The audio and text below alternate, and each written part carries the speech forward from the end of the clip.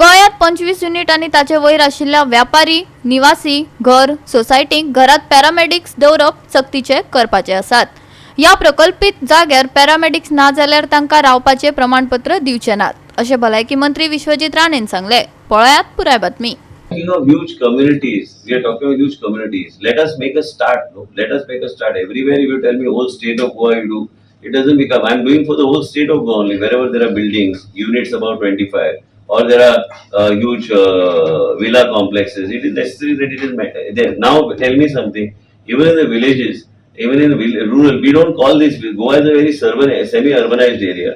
Our villages are not like the villages in other parts of the country. But when you go, even if you go to Bicholim, you go to Sanklim, today you find huge buildings coming up. People want, the lifestyle of the people is changing. You go and have a look at it, everything is changing. So ultimately you need to see how to move forward. And also second thing is that it is in the benefit and the interest of the people. How much does it come if there are 25 units or there are 30 units? How much does it come to hire one paramedic? Hardly anything. It will come to hardly 400-500 rupees per month or less than that also per person for contribution. आमका लोकांचे जीवन कशे आमी सुरक्षित दवरू शकता हेजेर आमकां लक्ष दवरपाची गरज आसा। सीपीआराचो व्हिडिओ आमी केल्लो आसा।